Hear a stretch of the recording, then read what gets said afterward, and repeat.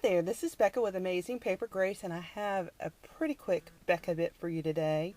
I have a card that I'm showing on my blog that's a large card. I typically make large cards.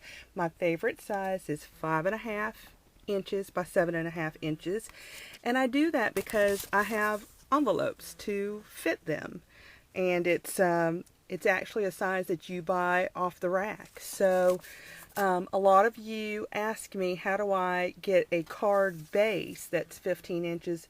And the answer is I don't. I piece all my bases, and I'll show you how I do that. With a large card like that, you run the risk of it sagging. It's because of the weight when you stand it up. So I use a watercolor paper or a tag board. So in this case, you can get a whole card out of a 12 by 12 sheet of paper, and depending on your card, you can get it out of 8.5 by 11. So I usually have two pieces. These pieces are each 5.5 inches wide, and then they are a length. I am going to trim them to be the length that I want them to be. But basically, you take one of your pieces and you'll score it at the 1 inch mark.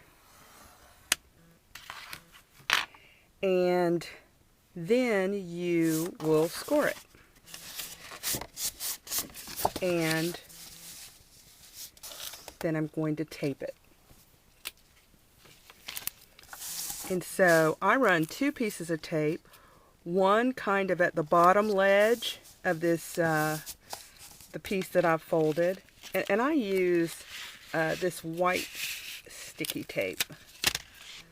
And then also at the top.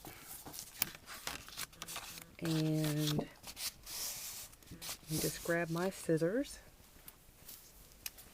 Then I'm going to trim.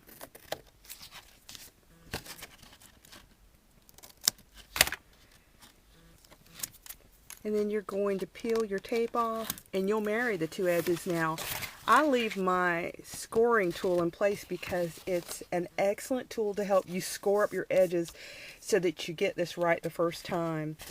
So I'm just going to butt my edges up so they're square, and then come in with this piece and just lay it down, and it's all going to be square, and I don't have to worry about the edges.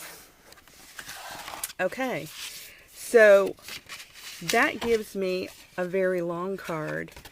Now, there is a seam, and there are a couple of different ways that you can handle this seam, but first of all, I want to trim this to its right length.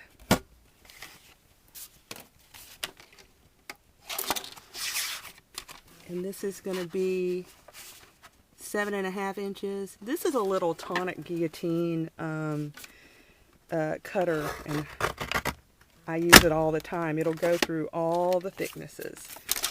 So that right there is my card base.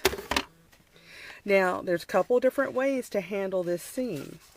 You can either cover it with a border or something like that, and then have your writing paper inside, and then people will never see that seam.